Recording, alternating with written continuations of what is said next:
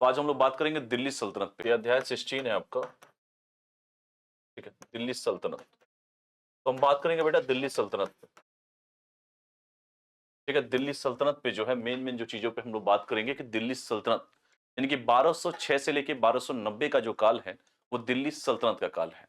और दिल्ली सल्तनत के बारे में जो हम मुद्दे पे बात करेंगे अभी चीजों पे कि दिल्ली सल्तनत जो है मध्यकालीन इतिहास का वो चरण है जिसमें तुर्क आक्रमणकारियों द्वारा जो है उत्तर भारतीय उपमहाद्वीप पर नियंत्रण स्थापित किया गया। तो सबसे पहले हम दिल्ली सल्तनत के बारे में करेंगे कि दिल्ली सल्तनत क्या है।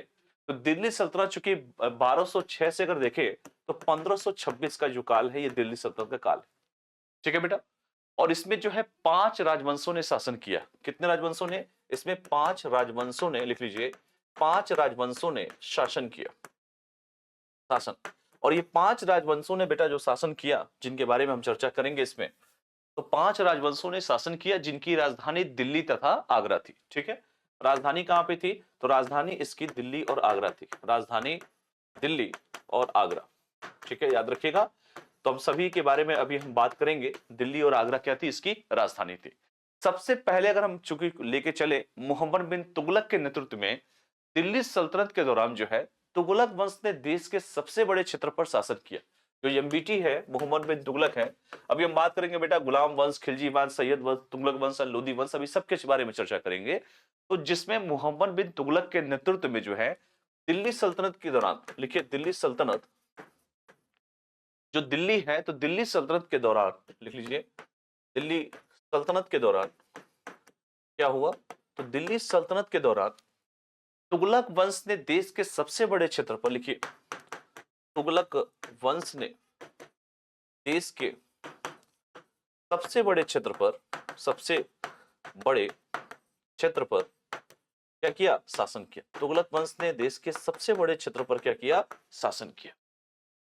और शासन ही नहीं किया बल्कि सैयद वंश ने, कह सकते हैं ये तुगलक वंश सबसे बड़े क्षेत्र पर और जो सैयद वंश है सबसे कम क्षेत्र पर। सैयद वंश ने सबसे कम क्षेत्र पर, लिखिए, सबसे कम क्षेत्र। तो ये भी पॉइंट इसमें इंक्लूड आप कर सकते हैं कि दिल्ली सल्तनत का, ठीक है, दिल्ली और आगरा क्या थी? इसकी राजधानी थी। मैंने कहा कि दिल्ली सल्तनत जो है, क्योंकि इसमें मोहम्मद, इसमें कई सारे सभी का नाम हमने लिया, हमने चाहे मोहम्मद बिन तुगलक का बात किया हो या सैयद वंश के बारे में हमने बात किया, तो एक एक करके जो है सारी चीजों पे हम बात करेंगे, ठीक है। तो सबसे पहले हेडिंग लिखेंगे कि राजपूतों पर जो है तुर्की चूंकि जो आक्रमण हुआ विजय के लिए उत्तरदायी क्या क्या कारण थे। लिखिए कि राजपूतों पर, लिखिए, राजपूतों पर क्या लिखेंगे बेटा? कि राजपूतों पर जो है तुर्की विजय के लिए उत्तरदायी कारण, लिखिए, तुर्की विजय के लिए उत्तरदायी कारण, लिखिए, उत्तरदायी कारण, उत्तरदायी कारण। तो क्या क्या कारण लिख सकते हैं इसमें? उत्तरदायी कौन कौन से कारण है? पहला लिखिए नाजुक राजनीतिक परिस्थितियां। पहला है कि नाजुक राजनीतिक परिस्थितियां, राजनीतिक परिस्थितियां पहला पॉइंट हो जाएगा। नाजुक राजनीतिक क्या है बेटा? परिस्थितियां। दूसरा पॉइंट क्या लिखेंगे बेटा? दूसरा पॉइंट, दूसरा लिख सकते हैं राजनीतिक दूरदर्शिता का अभाव। लिखिए राजनीतिक दूरदर्शिता का अभाव, राजनीतिक दूरदर्शिता का अभाव। तीसरा पॉइंट लिख लीजिए, क्या लिखेंगे? तो तीसरा जो पॉइंट है लिख लीजिए, ठीक है, तीसरा जो पॉइंट है लिख लीजिए। तो तीसरा पॉइंट क्या लिखेंगे इसमें? राजनीतिक दूरदर्शिता का अभाव, ठीक है। तीसरा पॉइंट लिख क्या लिखेंगे इसमें? तो तीसरा पॉइंट की अगर हम बात करें बेटा, जो हमने कहा कि नाजुक राजनीतिक परिस्थितियां, दूसरा राजनीतिक दूरदर्शिता का अभाव, तीसरा पॉइंट है तुर्कों की सैन्य क्षमता का प्रभावी होना। तुर्कों की सैन्य क्षमता का क्या होना? प्रभावी होना। तुर्कों की सैन्य क्षमता का प्रभावी होना, यह भी पॉइंट इस पर लिख सकते हैं। चौथा पॉइंट क्या लिखेंगे बेटा? प्रशिक्षण का अभाव। क्या लिखेंगे? प्रशिक्षण का अभाव, ये भी पॉइंट लिख सकते हैं, प्रशिक्षण का अभाव। प्रशिक्षण का अभाव भी, इस पॉइंट को भी इसमें इंक्लूड कर सकते हैं कि प्रशिक्षण का अभाव था। पांचवा पॉइंट क्या, और क्या क्या लिखेंगे? ये सारी चीजें जो है ये मेन चीजें हैं जो राजपूतों पर तुर्की विजय के लिए ये सब उत्तरदायी कारण थे, ठीक है। अब हम बात करेंगे बेटा गुलाम वंश के बारे में। लिखिए गुलाम वंश क्या है? गुलाम वंश, गुलाम वंश के बारे में अगर हम बात करें तो गुलाम वंश के बारे में हम कह सकते हैं कि इस ये जो है इस वंश को चूंकि मामूलक वंश भी कहा जाता है। क्या बोला जाता है? मामूलक वंश। मामूलक लिख लीजिए, मामूलक वंश भी कहा जाता है, वंश भी कहा जाता है। पहली बात तो ये हो गया कि इसे मामूलक वंश भी कहा जाता है। और इलवरी वंश भी इसे कहा जाता है, मामूलक कहिए, इलवरी वंश भी कहिए, कोई दिक्कत नहीं है, इलवरी वंश भी कहा जाता है। और इस वंश ने 3 शासकीय परिवारों ने शासन किया। इसमें जो है, इस वंश ने 3 शासकीय परिवारों ने क्या किया, शासन किया। 3 शासकीय परिवारों ने क्या किया बेटा, तो 3 परिवारी शासन किया। जैसे कुतुबी वंश, लिखिए पहला कुतुबी वंश, कुतुबी वंश। कुतुबी वंश के बारे में अगर हम बात करें तो कह सकते हैं 1206 से 1210 ईसा, 1206 से 1210 ईसा तक कुतुबी वंश ने शासन किया। दूसरा द्वितीय जो लिख लीजिए, द्वितीय इलबरी लिख लीजिए, इलबरी तुर्क के बारे में बात कर सकते हैं हम, जिसमें हम जो है इलबरी वंश के बारे में बात कर सकते हैं। द्वितीय इलबरी वंश हो जाएगा आपका, क्या हो जाएगा, इलबरी वंश। ठीक है, तो इसके बारे में भी हम लोग लिख सकते हैं। अगर हम प्रमुख शासकों के बारे में चर्चा करें कि मेन कौन कौन से शासक थे, तो लिखिए प्रमुख शासक। प्रमुख शासक में क्या क्या लिख सकते हैं, प्रमुख शासकों में सबसे पहला जो शासक जिसका नाम है कुतुबुद्दीन ऐबक, क्या लिख सकते हैं बेटा, 1206 से 1210 तक था कुतुबुद्दीन ऐबक। 1206 से 1210 तक था कुतुबुद्दीन ऐबक। इसने गुलाम वंश की स्थापना की। इसके बारे में लिखिए, गुलाम वंश की स्थापना जो मेन चीज है, इसने गुलाम वंश की बेटा स्थापना किया। पहली पॉइंट तो ये लिखिए। दूसरा क्या लिख सकते हैं, मोहम्मद गोरी का गुलाम था, लिखिए मोहम्मद गोरी का गुलाम, मोहम्मद गोरी का गुलाम है। तीसरा क्या लिख सकते हैं, तीसरा लिखिए ये गवर्नर था, उसका सेनायक बनाया गया था। ये मोहम्मद गोरी का गवर्नर तथा सेना नायक बनाया गया था, सेना नायक बनाया गया था किसका, मोहम्मद गोरी का, ये भी कह सकते हैं। और क्या लिख सकते हैं बेटा, लाहौर को राजधानी बनाया, लाहौर को लिखिए ऐबक ने लाहौर को राजधानी, ये भी कह सकते हैं इस पॉइंट को। और इसके साथ साथ जो है सुल्तान की उपाधि ग्रहण किया। किसकी उपाधि ग्रहण किया बेटा, सुल्तान की उपाधि ग्रहण, सुल्तान की उपाधि ग्रहण किया, सुल्तान की उपाधि ग्रहण किया, ये भी कह सकते हैं। इसे कुतुबुद्दीन लाख बख्श के नाम से भी जाना जाता है, लिखिए लाख बख्श भी कहा जाता है, लाख बख्श क्या बोला जाता है बेटा, इसको लाख बख्श के नाम से भी जाना जाता है, लिखिए लाख बख्श, याद रखिएगा इसे लाख बख्श के नाम से भी जाना जाता है, क्योंकि इसने उदारता पूर्वक क्या किया था, इसलिए कि दान करता था, उदारता पूर्वक लिखिए पूर्वक दान किया, इसे लाख बख्श भी कहा जाता है। ये सारी चीजें आप सभी को इसको याद रखना है कुतुबुद्दीन ऐबक के बारे में, जो मेन चीजें हमने इसको बताया। इसके बाद आता है इसका इल्तुमिश, लिखिए कुतुबुद्दीन ऐबक के बाद अगर हम बात करें बेटा इल्तुमिश के बारे में, इल्तुतमिश, इल्तुमिश के बारे में क्या लिखेंगे, इल्तुमिश, ये इल्तुमिश जो है, चूंकि कहा जाए कि भारत में तुर्की शासन का वास्तविक संस्थापक, तुर्की शासन का वास्तविक संस्थापक, लिखिए वास्तविक संस्थापक। पहली तो ये बात कि तुर्की शासन का वास्तविक संस्थापक इलबरी तुर्क कबीले से संबंधित था, लिखिए इलबरी तुर्क कबीले से संबंधित, तुर्क कबीले से इस संबंधित था, इलबरी तुर्क कबीले से बेटा ये संबंधित था। उसके वंश को इलबरी वंश कहा जाता है, इसके वंश को बेटा इलबरी वंश कहा जाता है, इलबरी वंश। इसी की बेटी कौन थी, रजिया, नाम सुना होगा। और ये ऐबक का गुलाम था, ये इसी किसका गुलाम था बेटा, ऐबक का गुलाम था, ऐबक का गुलाम था, गुलाम था कह सकते हैं। और इसने जो है अमीर ए शिकार की उपाधि प्रदान की, अमीर ए शिकार की उपाधि, अमीर ए शिकार, अमीर ए शिकार की उपाधि, देखिए कि अमीर ए शिकारी की उपाधि जो प्रदान की। और सबसे इंपॉर्टेंट जो इसमें है कि इसने दिल्ली सल्तनत की राजधानी लाहौर से दिल्ली स्थानांतरित की, दिल्ली लाहौर से ट्रांसफर करके बेटा दिल्ली लाया, लाहौर से राजधानी ट्रांसफर और कहां लाया, दिल्ली लाया, जिसे दिल्ली सल्तनत कहते हैं। इसके बारे में इसी की पुत्री रजिया जिसकी उत्तराधिकारी बनी, आप जानते हैं कि रजिया तुर्क के चहलगामी, रजिया इसकी पुत्री थी, रजिया इसकी पुत्री थी, लिख सकते हैं इसकी पुत्री। और रजिया इसकी पुत्री ही क्या बेटा, जो आज हम बात करते हैं इक्वलिटी की, इल्तुतमिश तो ये काम सदियों पहले कर चुका है। रजिया ने इसे अपना वास्तविक उत्तराधिकारी भी नियुक्त किया था। वास्तविक उत्तराधिकारी लिखिए, वास्तविक उत्तराधिकारी। ठीक है, तो इस बात को भी हमको कंप्लीट करना है। ये हो गए पूरा का पूरा रजिया के बारे में हमने बात किया। इसके मतलब इल्तुतमिश के बारे में बात किया। इसने कई सारे काम भी किए जो कि आप सभी जानते हैं, जैसे सिक्के चलाए इसने। अगर इल्तुतमिश ने देखे तो कई सारे सिक्के चलाए। ठीक है, कई सारे बेटा इसने सिक्के चलाए।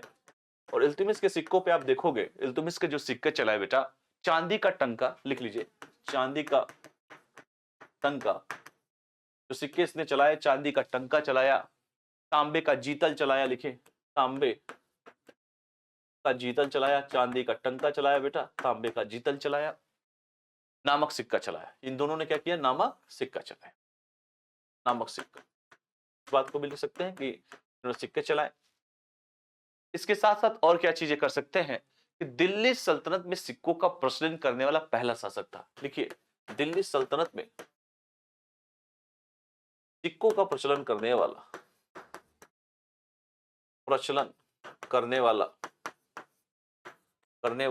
पहला शासक क्या था बेटा, ये पहला शासक था जिसने इस तरह का काम किया था।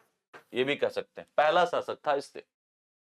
अगर इसके निर्माण कार्य के बारे में हम चर्चा करें कि इसका कौन कौन सा निर्माण कार्य था, तो निर्माण कार्य क्या क्या लिख सकते हैं। लिखिए, निर्माण कार्य इल्तुतमिश का, इल्तुतमिश के निर्माण कार्य में अगर देखें जो इसका मेन निर्माण कार्य है तो क्या लिख सकते हैं, लिख सकते हैं कि शहर का निर्माण का जनक कहा जाता है। ये जो है प्रोग्रेसिव व्यक्ति था, शहर का निर्माण का जनक।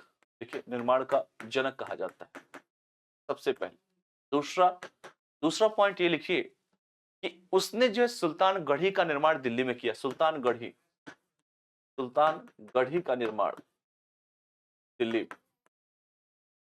सुल्तानगढ़ी का निर्माण कहां किया बेटा, दिल्ली। तीसरा पॉइंट लिख लीजिए, कुतुब मीनार के निर्माण को पूर्ण कराया। लिखिए, कुतुब मीनार के निर्माण को पूर्ण कराया। कुतुब मीनार के निर्माण को बेटा इसने क्या किया, पूर्ण किया। यह भी इंपॉर्टेंट है। इसके साथ साथ आप जानते हैं कि जामा मस्जिद, जो कि बदायूं उत्तर प्रदेश, जामा मस्जिद का नाम सुना होगा, बदायूं उत्तर प्रदेश, बदायूं यूपी। इसके साथ साथ आप सभी जानते हैं कि जो अगर आप बात करें बेटा, अंतकरण का दरवाजा राजस्थान, अंतकरण का दरवाजा कहां पर, तो राजस्थान। इन सभी के बारे में भी चर्चा हमको करना है। ठीक है, आदि का निर्माण, ये सब निर्माण करवाया, लिख सकते हैं निर्माण करवाया। सभी को क्लियर है बेटा, तो ये भी पॉइंट आप इसको लिखना है। इसने अगर बात करें संरक्षण की, तो संरक्षण में क्या क्या लिख सकते हैं, इसने क्या क्या संरक्षण दिया, तो संरक्षण में आप लिख सकते हैं इसके बारे में कि इसने जो है मिनहाज उस सिराज को संरक्षण दिया। लिखिए, मिनहाज उस सिराज को, मिनहाज उस सिराज को संरक्षण दिया बेटा, मिनहाज उस सिराज को इसने संरक्षण दिया, जिसने तबकाते नासिरी की रचना की। और ये इन्होंने क्या किया था, तबकाते नासिरी की रचना की, तबकाते नासिरी की रचना। तो ये भी पॉइंट आप इसको इंक्लूड करते हुए चलना है। ठीक है, तबकाते नासिरी की। इसके बाद कौन आया, इसके बाद इसकी पुत्री आती है रजिया सुल्तान। लिखिए, रजिया सुल्तान के बारे में, एकमात्र महिला शासिका रजिया सुल्तान। लिखिए, रजिया सुल्तान। रजिया सुल्तान के बारे में क्या लिखेंगे बेटा, तो मध्यकालीन भारत की प्रथम, लिखिए मध्यकालीन भारत की प्रथम, ठीक है, प्रथम महिला। देखिए, मध्यकालीन भारत की प्रथम महिला तथा एकमात्र मुस्लिम शासिका, एकमात्र, लिखिए मुस्लिम शासिका। ठीक है, एकमात्र बेटा क्या है, तो ये मुस्लिम शासिका है। इसके बारे में भी हम लोग कह सकते हैं कि एकमात्र मुस्लिम शासिका। उसने दरबार में भाग लेने के लिए पर्दा का त्याग किया।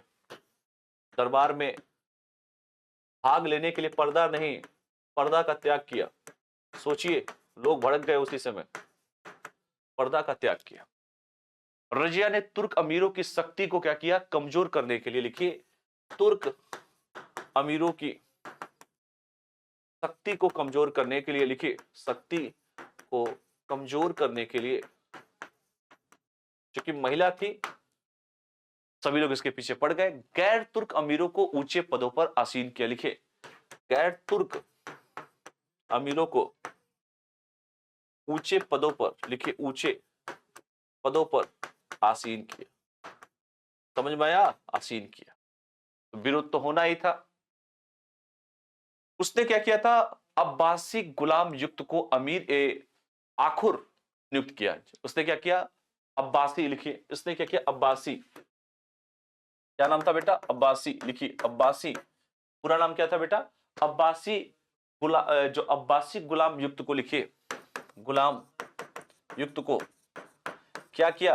अब्बासी गुलाम युक्त को जो है अमीर ए आखुर, अमीर ए आखुर का मतलब क्या होता है? अमीर ए आखुर का मतलब होता है क्या? शाही शाहों का, शाही घोड़ों का पर्यवेक्षक, लिखिए ना, घोड़ों का पर्यवेक्षक नियुक्त किया। सब भड़क गए इनसे, पर्यवेक्षक नियुक्त। बताइए, गैर तुर्कों की नियुक्ति कर दिया, जो लोग हैं पहले से तो बवाल तो करेंगे ही करेंगे।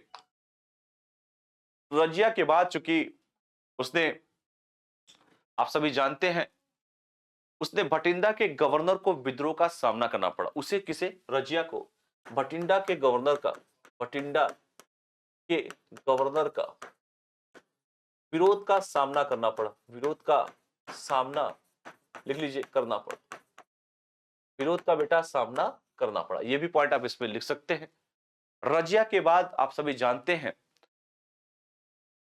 बराम शाह, अलाउद्दीन महसूद और नसरुद्दीन शाह शासक बने। रजिया के बाद अगर हम बात करें तो रजिया के बाद, चूंकि महिला थी रजिया, तुर्कों की जगह गैर तुर्क आए, तो रजिया के बाद, लिखिए रजिया के बाद किसने किसने बेटा? तो लिख लीजिए रजिया के बाद बहराम शाह, लिखिए बहराम शाह। बहराम शाह कब बेटा बने? तो बहराम शाह 1240 से 42, लिखिए 1240 से 1242 बहराम शाह। दूसरा अलाउद्दीन महसूद शाह, लिखिए अलाउद्दीन महसूद शाह, बहराम शाह, अलाउद्दीन महसूद शाह 1242 से 1246, लिखिए 1242 से 1246। तथा नसरुद्दीन महमूद, लिखिए नसरुद्दीन महमूद, नसरुद्दीन महमूद की बात अगर हम करें तो 1246 से 1266, 1246 से 1266 लिख सकते हैं, शासक बना। क्या बना बेटा? शासक बना। 1266 तक ये शासक बना। और बलबन ने नसरुद्दीन महमूद को कैद कर सत्ता पर अधिकार कर लिया। बलबन ने क्या किया? इस नसरुद्दीन महमूद को, बलबन जो था, बलबन ने इसे कैद कर, क्या किया? बलबन ने इसे कैद कर क्या किया बेटा? सत्ता पर अधिकार कर लिया। सत्ता पर अधिकार, जब राजा कमजोर होगा तो जाहिर सी बात है कोई ना कोई ऐसा होगा जो उस पर अधिकार तो करेगा ही करेगा, क्योंकि राजा का शक्तिशाली होना जरूरी होता है।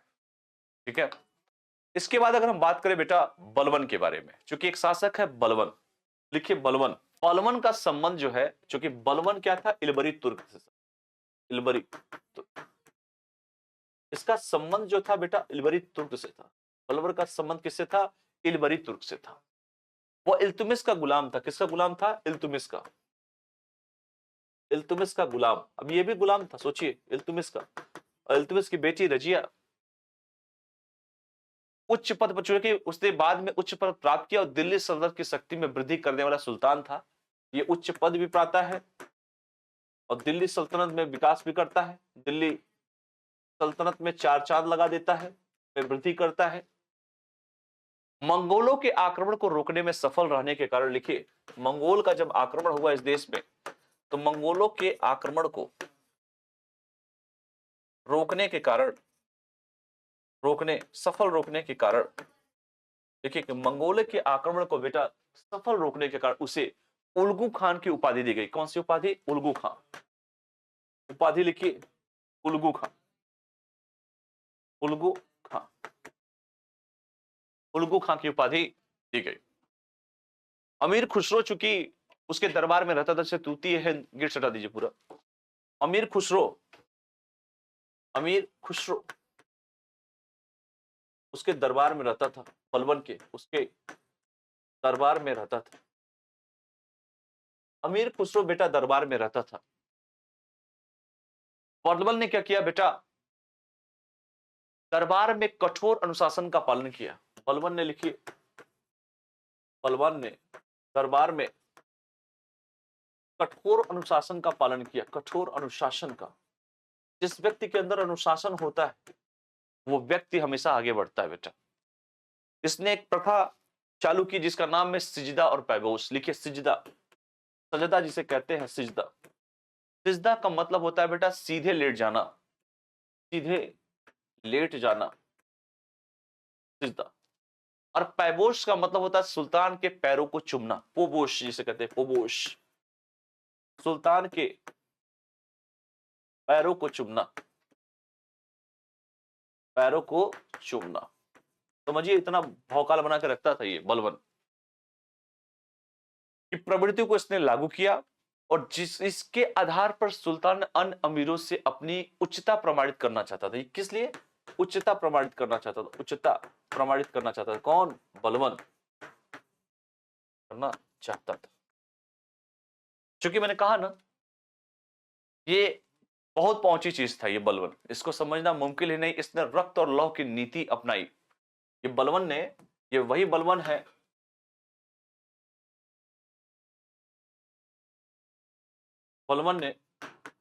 बलबन ने बेटा रक्त और लौह की नीति और लौह की नीति अपनाई। रक्त और लौह की बेटा नीति अपनाई। बलबन ने क्या किया? तो रक्त और लौह की बेटा नीति का अनुपालन करते हुए प्रशासन का संचालन किया इसने, प्रशासन का संचालन। और राजा जब महत्वपूर्ण होता है बेटा, राजा जब मजबूत होता है तो क्या करता है? इसकी जो गुप्तचर व्यवस्था थी जबरदस्त थी। इसने गुप्तचरों की व्यवस्था, जो खुफिया जिसे कहते हैं, इंटेलिजेंस ब्यूरो जिसे कहते हैं, गुप्तचर व्यवस्था, जबरदस्त इसकी गुप्तचर व्यवस्था थी। पता लगाओ कि क्षेत्र में क्या चल रहा है। सूचना तथा संचार प्रणाली को महत्व दिया इसने। बलबन ने सूचना संचार प्रणाली को, सूचना एवं लिखो संचार प्रणाली को महत्व दिया। संचार प्रणाली को क्या किया? संचार प्रणाली को महत्व दिया। समझ में आया? तो सूचना और संचार प्रणाली को इसने महत्व दिया। ठीक है, तो सूचना और संचार प्रणाली को क्या किया इसने? तो लिख लीजिए सूचना और संचार प्रणाली को इसने महत्व दिया। इस बात को भी आप लिख सकते हैं कि सूचना और संचार प्रणाली को इसने क्या दिया? सूचना और संचार प्रणाली को जो है इसने क्या किया? इसने महत्व दिया। ठीक है, ये भी आप लिख सकते हैं कि सूचना और संचार प्रणाली को क्या किया इसने? तो सूचना और संचार प्रणाली को इसने महत्व दिया। बात समझ में आया सभी को? ठीक है, तो इसने महत्व दिया तथा इसके प्रति ये जागरूक था। इसके प्रति क्या था ये? इसके प्रति जागरूक था। लिखिए इसके प्रति क्या था ये? जागरूक था। इसके प्रति जागरूक था। तो ये भी पॉइंट आप इसमें लिखना है, इसके प्रति क्या था बेटा? तो इसके प्रति ये जागरूक था। ठीक है, इसके बाद अगर हम बात करें और भी, चूंकि शासक आए, इसके बाद हम छोटे मोटे शासक आए, इसके बाद हम बात करेंगे बेटा खिलजी वंश का। खिलजी वंश, लिखिए खिलजी वंश, खिलजी वंश के बारे में।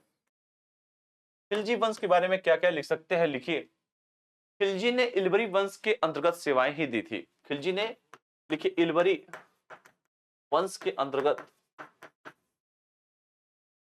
क्या दी थी बेटा? सेवाएं दी थी। पहली बात, इलबरी वंश के अंतर्गत सेवाएं दी थी। वे तुर्क अफगान मूल से संबंधित थे। लिखिए तुर्क अफगान मूल से संबंधित थे, संबंधित थे, ये भी कह सकते हैं। और जलालुद्दीन खिलजी इस वंश का संस्थापक। लिखिए जलालुद्दीन खिलजी वंश का संस्थापक था, इस वंश का संस्थापक था बेटा। ठीक है, याद रखिएगा जलालुद्दीन खिलजी इस वंश का संस्थापक था। उसने तुर्कों को उच्च पदों से अलग नहीं किया। ठीक है, इसने जो है तुर्कों को उच्च पदों से, उच्च जो पद है हायर पद से अलग नहीं किया, उच्च पदों से अलग नहीं किया, उच्च पदों से बेटा इनको अलग नहीं किया। ये भी लिख सकते हैं कि इनको उच्च पदों से अलग नहीं किया। ठीक है, इसके बाद आता है जलालुद्दीन, चूंकि खिलजी के बारे में हम लोग बात कर ले बेटा, जलालुद्दीन खिलजी, जलालुद्दीन खिलजी। जलालुद्दीन खिलजी के बारे में क्या क्या लिखेंगे, लिखिए जलालुद्दीन खिलजी, इसने कैकूबाद से, लिखिए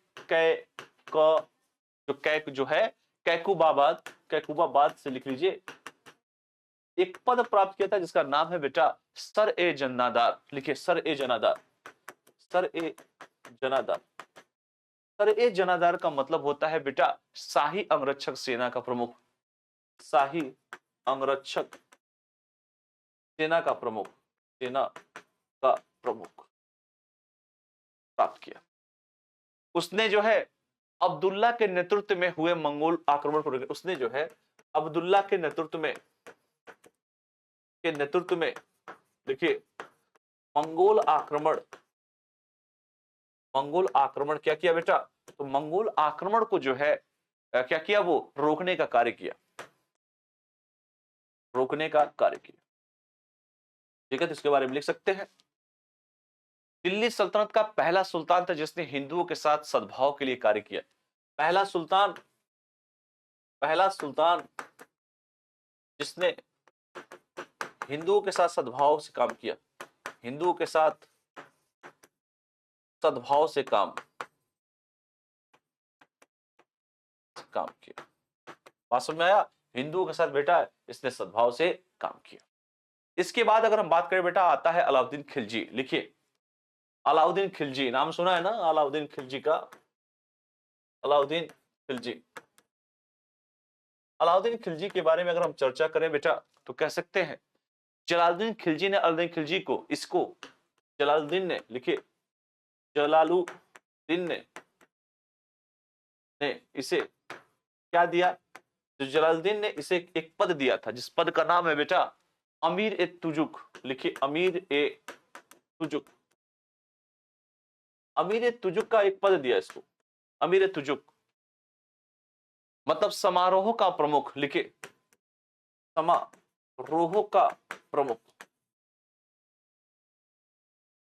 एक पद दिया समारोह का प्रमुख। तथा आरिज मामलिक, लिखिए तथा आरिज ए मामलिक।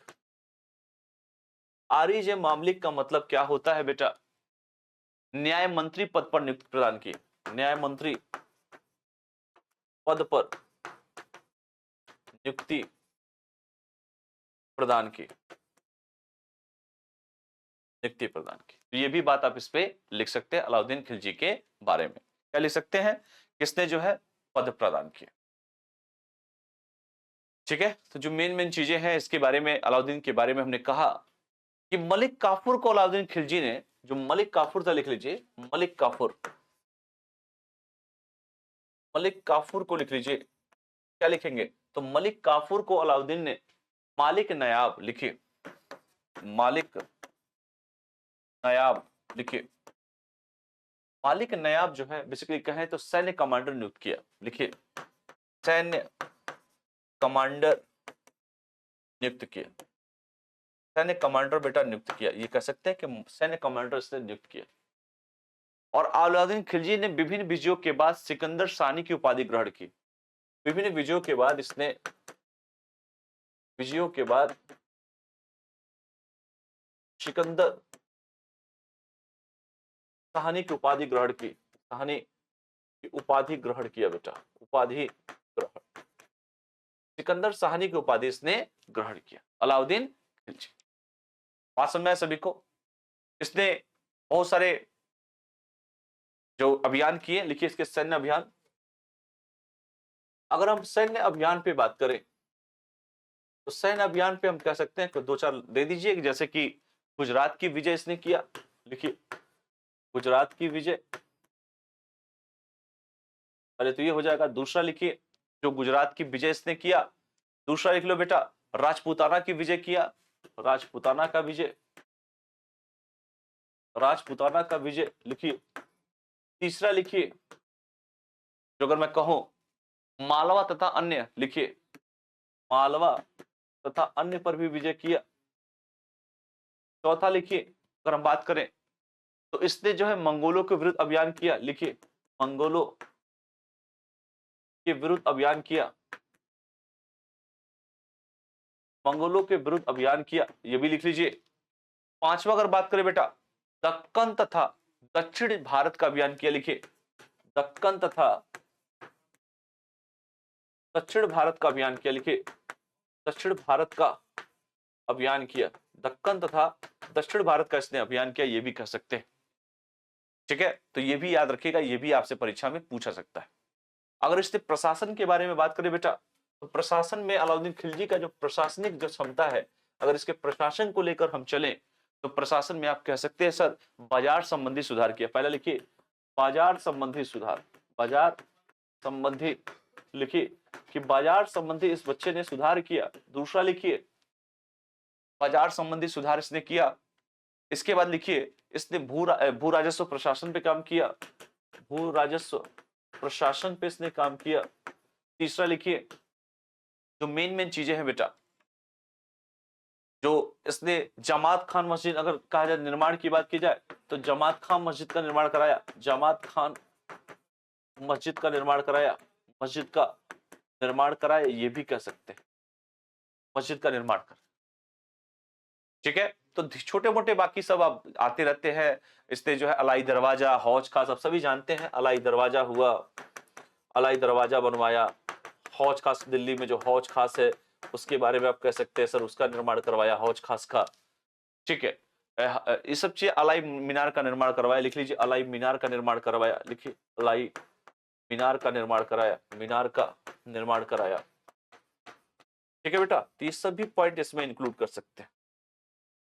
ठीक है, इसके बाद और भी छोटे मोटे शासक आते चले गए, आते चले गए, कोई से नहीं। इसके बाद आता है तुगलक वंश, लिखिए तुगलक वंश के बारे में। तुगलक वंश, तुगलक वंश, तुगलक वंश के बारे में अगर हम बात करें बेटा, तो सबसे पहले आते हैं गयासुद्दीन तुगलक, गयासुद्दीन, गयासुद्दीन तुगलक। गयासुद्दीन तुगलक के बारे में अगर हम चर्चा करें तो तुगलक वंश का संस्थापक, लिखिए तुगलक वंश का क्या है ये, तो तुगलक वंश का बेटा संस्थापक है। पहली बात तो ये हो गया कि तुगलक वंश का संस्थापक है। गाजी की उपाधि धारण की, किसका उपाधि बेटा, गाजी की उपाधि, लिखिए गाजी की उपाधि क्या किया, गाजी की उपाधि धारण किया। पहली बात तो ये लिख लीजिए। मंगोलों को 29 बार पराजित किया, लिखिए मंगोलों को 29 बार पराजित किया, 29 बार पराजित, 29 टाइम्स जो है इसने डिफीट किया, हराया। इसने जो है मलिक उल गाजी की उपाधि ग्रहण की, मलिक उल गाजी, लिखिए मलिक उल गाजी, मलिक उल गाजी की उपाधि ग्रहण, मलिक उल गाजी की उपाधि ग्रहण की। ठीक है, ये भी पॉइंट आप कर सकते हैं। तुगलकाबाद दिल्ली में एक किले का निर्माण करवाया, लिख लीजिए तुगलकाबाद दिल्ली, किले का निर्माण, किले का निर्माण कराया। किले का क्या किया बेटा, तुगलकाबाद दिल्ली में बेटा किले का निर्माण कराया। इसने जो है मेन जो चीजें अगर इसके बारे में बात करें, इसके बाद एक शासक का नाम आता है बेटा मोहम्मद बिन तुगलक, लिखिए एमबीटी जिसे हम प्यार से कहते हैं मोहम्मद बिन तुगलक। ठीक है, एमबीटी। जौना खान जिसे हम कहते हैं जौना खान, इतिहास का सबसे पढ़ा लिखा शासक जौना खान। ठीक है, 1324 में सत्ता पे बैठा, 1324 में सत्ता पर बैठा बेटा, और सत्ता पे बैठा ही नहीं बेटा, उसने उलुग खान की उपाधि ग्रहण की, उलुग खान, उलुग खान की उपाधि ग्रहण, उलुग खान की उपाधि ग्रहण की। इब्न बतूता ने उसे उसके समय में जो है अपने यात्रा वृतांत रहेला की रचना की। इब्न बतूता, इब्न बतूता ने, इब्न बतूता ने अपने यात्रा वृतांत, यात्रा वृतांत, इब्न बतूता ने बेटा अपने यात्रा वृतांत की बात करें, रहेला की रचना की, रहेला, रहेला की रचना की, रहेला की रचना की। और उसने क्या किया बेटा, उसने जो है दिल्ली में एक नगर की स्थापना की। इसने क्या किया, दिल्ली में एक नगर की स्थापना, दिल्ली में एक नगर की स्थापना, लिखिए दिल्ली में एक बेटा नगर की इसने स्थापना किया, जिसे जहां पनाह नाम दिया गया। इसे नाम क्या दिया गया बेटा, जहां पनाह नाम दिया गया, जहां पनाह नाम दिया गया, दिया गया।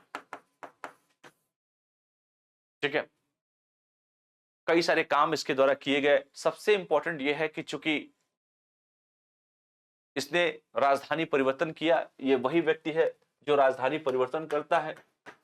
राजधानी परिवर्तन लिख लीजिए। राजधानी इतिहास का मैंने कहा ना सबसे पढ़ा लिखा शासक था। राजधानी परिवर्तन, दिल्ली से दौलताबाद स्थापित कर दिया, दिल्ली से दौलताबाद। पहला काम तो ये कर दिया कि दिल्ली से दौलताबाद और स्थापित, किंतु दूसरा खुरसान अभियान इसने किया। पहला काम तो ये किया, दूसरा खुरसान अभियान किया, लिखिए खुरसान अभियान, खुरसान अभियान किया। तीसरा लिखिए सांकेतिक मुद्रा की शुरुआत की बेटा, सांकेतिक मुद्रा, सांकेतिक मुद्रा की शुरुआत, सांकेतिक मुद्रा की शुरुआत की। इसके बाद कराचील जो है अभियान की असफलता इसकी है, लिखिए कराचील अभियान की असफलता भी है, कराचील अभियान असफलता भी लिख सकते हैं, अभियान की असफलता भी लिख सकते हैं। पांचवा अगर हम बात करें बेटा तो कह सकते हैं दोआब क्षेत्र में भूमि राजस्व की दर 50% तक बढ़ाया। दोआब क्षेत्र में भूमि राजस्व का दर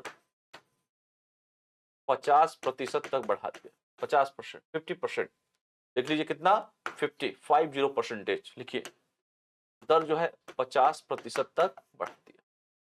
ये सारे पॉइंट को इसमें आपको क्या करना है, सभी पॉइंट को एक एक करके इसको लिखना है। इसके बाद आता है फिरोज शाह तुगलक, लिखिए एफएसटी जिसे कहते हैं, फिरोज शाह तुगलक, लिखिए फिरोज शाह तुगलक।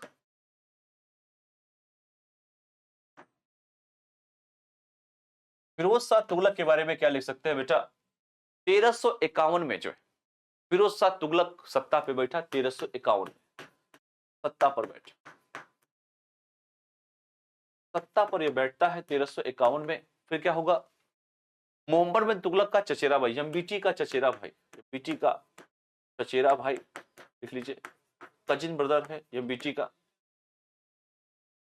उसने अमीरों द्वारा सुल्तान बनाया गया, अमीरों द्वारा उसे सुल्तान बना, उसे अमीरों द्वारा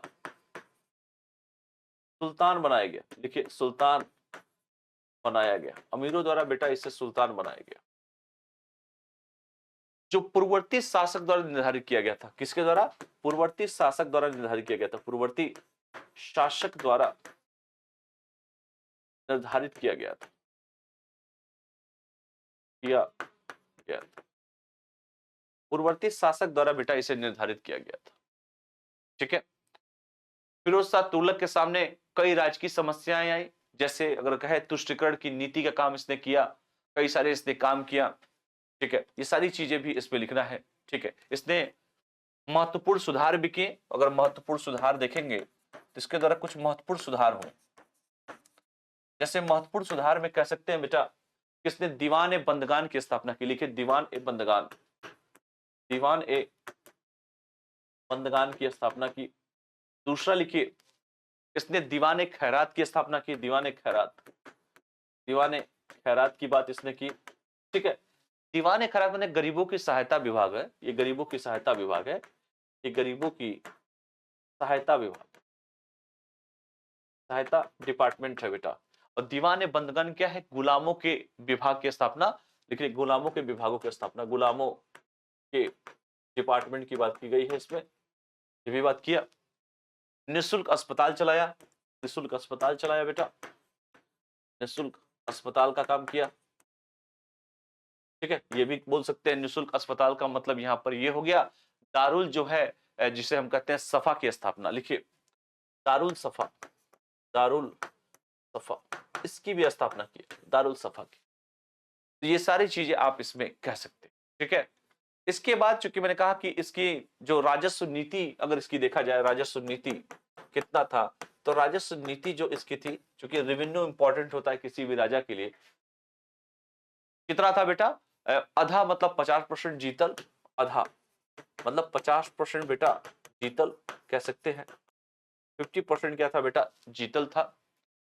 ब्रिक का मतलब 23% बीतल है।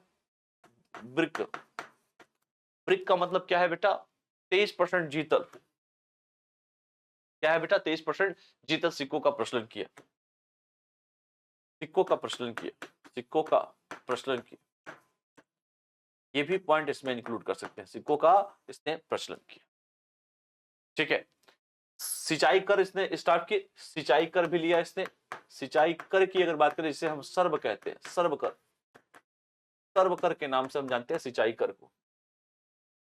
ठीक है, इसने लागू किया। नहरों की स्थापना की, लिखिए नहरों की स्थापना, नगरों की स्थापना कर सकते हैं, किया इसने। नहरों की स्थापना किया, लिखिए नहरों की स्थापना किया, नहरों की स्थापना किया इसने, ये भी कर सकते हैं। इसके बाद कर सकते हैं बेटा, कई सिंचाई विभाग का जनक कहा गया इसे, सिंचाई विभाग का जनक, लिखिए सिंचाई विभाग का जनक कहा गया इसे। ठीक है, ये भी याद रखिएगा, सिंचाई विभाग का जनक कहा गया। और इसने जो है खराज मतलब 10% उत्पाद पर, खराज बोले तो 10% उत्पाद पर। इसके साथ साथ खराज के बाद याद रखिएगा जकात मुस्लिमों पर लागू, जकात मुस्लिमों पर लागू, लिख लीजिए मुस्लिमों पर लागू जकात। इसके साथ साथ और लिख लीजिए जकात के बाद खम्स मतलब लूट में 20%, लूट का माल, खम्स मतलब लूट का माल जो है, लूट का 20%। इसके साथ में बेटा जजिया, हिंदुओं पर धार्मिक लागू कर व्यवस्थित किया, ये सब कर लगाया, जजिया, जजिया कर लगा दिया बेटा हिंदुओं पर। देखिए हिंदुओं पर क्या, तो हिंदुओं पर कह सकते हैं लागू धार्मिक कर को व्यवस्थित किया, लागू धार्मिक कर। ठीक है, तो ये भी कह सकते हैं। ठीक है, तो सारा उसका काम था। 300 नगरों की स्थापना किया, कई सारे काम इसके द्वारा किए गए। इसके बाद जो मेन अगर हम बात करें बेटा, इसके बाद जो वंश आता है जिसका नाम है लोधी वंश। ठीक है, तुगलक के बाद आता है बेटा लोधी वंश। तो लोधी वंश के बारे में लिखिए, जो लोधी वंश है, लोधी वंश के में कहे कि अफगानों का वंशज था ये लोधी, लिखिए अफगानों का वंशज, लिखिए कौन था लोधी? तो लिखिए अफगानों का वंशज, अफगानों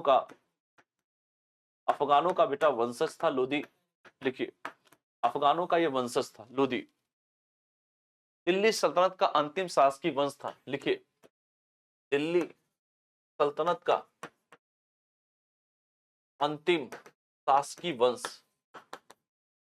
शासकीय वंश लिख सकते हैं, दिल्ली सल्तनत का अंतिम शासकीय वंश था। सैयदों के समय बहलोल लोधी सरहिंद में नियुक्त हुआ था।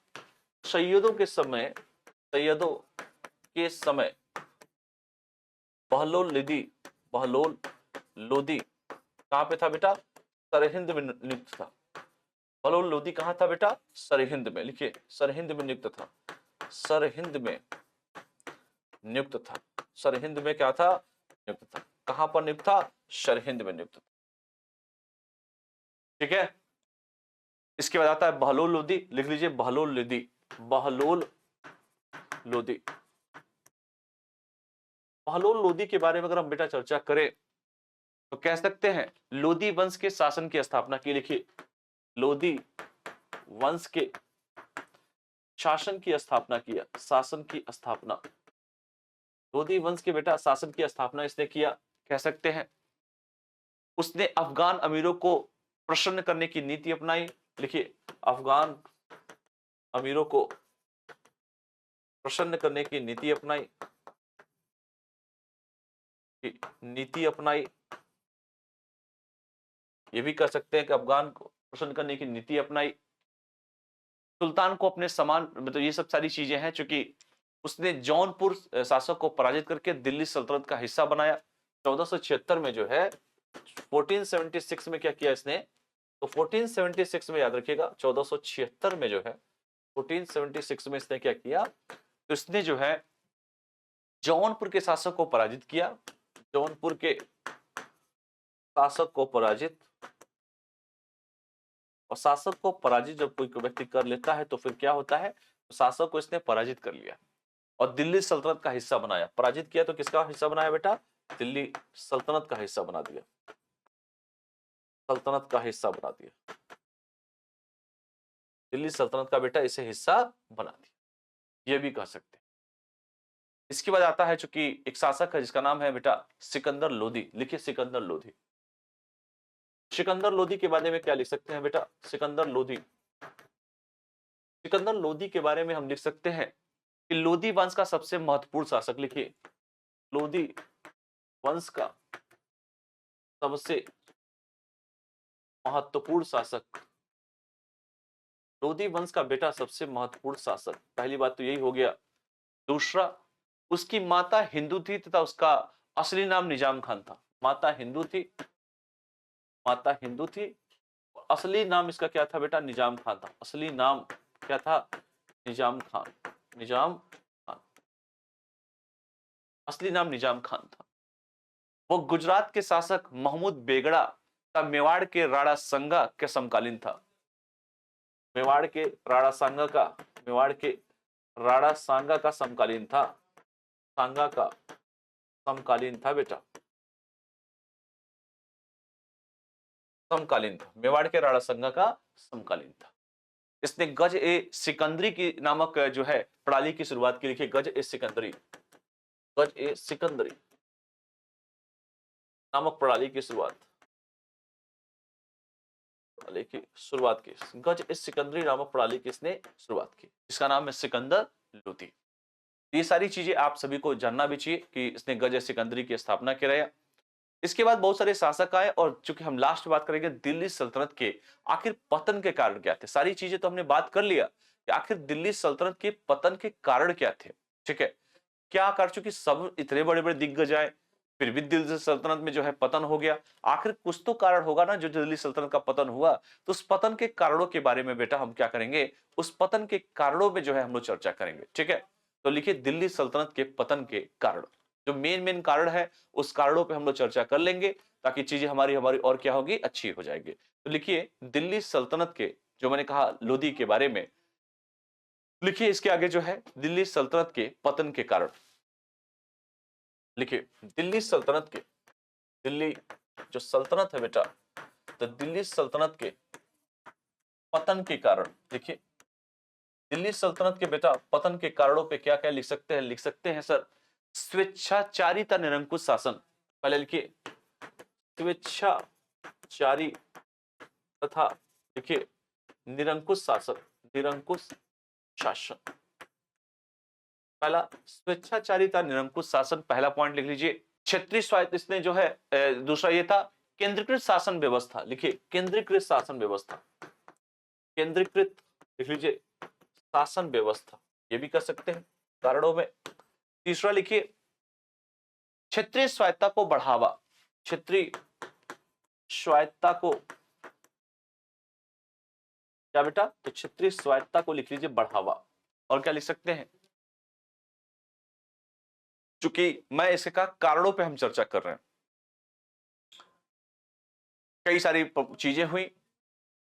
अगर हम बात करें चूंकि इनके मुद्दों पर, चूंकि मेन मेन जो हमने कहा उसके बारे में अगर हम बात करें बेटा अन्य चीजों पे कि इनकी अर्थव्यवस्था कैसी थी, अर्थव्यवस्था, तो अर्थव्यवस्था के बारे में हम बात करें बेटा, ये इकोनॉमी पे बात करें, इनकी अर्थव्यवस्था पे अगर हम चर्चा करें, अर्थव्यवस्था पे, तो अर्थव्यवस्था पे हम जैसे ही चर्चा करेंगे तो कह सकते हैं भूमि का वर्गीकरण तीन भागों में किया गया, तीन पार्ट थे इसके, तीन भागों में अर्थव्यवस्था की गई। एक को कहा गया बेटा इक्ता भूमि, लिखिए इक्ता भूमि, इक्ता भूमि। दूसरे को कहा गया, लिख लीजिए दूसरा जो खालिशा भूमि, लिखिए खालिशा भूमि, खालिशा भूमि। और तीसरे को क्या कहा गया बेटा, तीसरा जो है वो इनाम भूमि। इनको तीन भागों में हमको बांटा गया, इनाम भूमि, ठीक है। तो याद रखिएगा इक्ता भूमि, खालिशा भूमि और जो है इनाम भूमि, इनको तीन पार्ट में बांटा गया। ये सारी चीजें आप सभी को जानना चाहिए। इसके साथ अगर हम बात करें चूंकि कृषि में जो आप जानते हैं कि नए क्षेत्रों में कृषि का विकास हुआ, फसलों का आदान प्रदान हुआ और सी चीजें हैं जो मेन मेन हमने बात इस पे किया। ये सारी चीजें आप सभी को जानना चाहिए, ठीक है। इसके साथ साथ और भी जो चीजें हैं जो हम इस पे चर्चा करेंगे, तो जितना भी हमने दिल्ली सल्तनत के बारे में पढ़ा उससे संबंधित हम प्रश्नों पे बात कर लेते हैं कि दिल्ली सल्तनत से संबंधित कौन कौन से प्रश्न जो है आपके पेपर में जो है पूछे जा सकते हैं, ठीक है। पहला क्वेश्चन लिखिए जो आपसे परीक्षा में पूछा जा सकता है बेटा। पहला क्वेश्चन आपका लिखिए कि दिल्ली सल्तनत की स्थापना के कारणों का विश्लेषण करें। दिल्ली सल्तनत के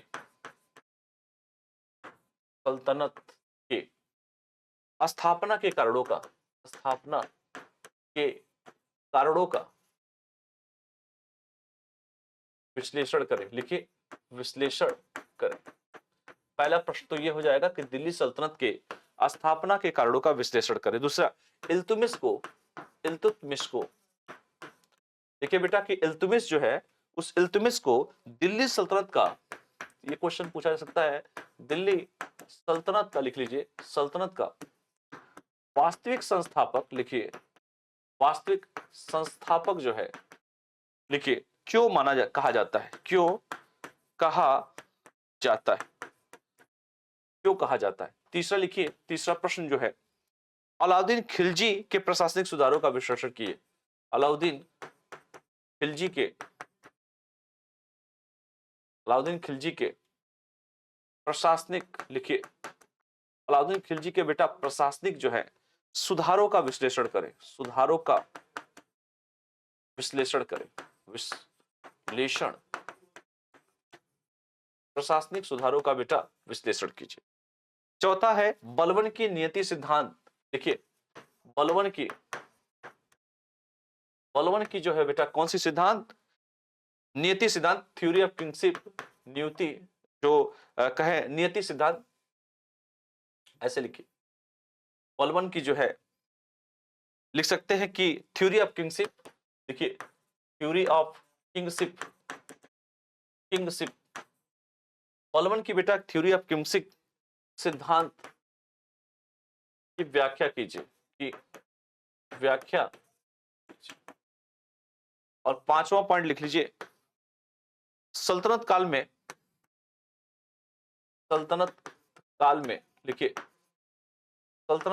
लिखिए भारतीय कला स्थापत्य, लिखिए भारतीय कला स्थापत्य, सल्तनत काल में बेटा भारतीय कला स्थापत्य और साहित्य पर क्या, साहित्य पर प्रभाव की समीक्षा कीजिए,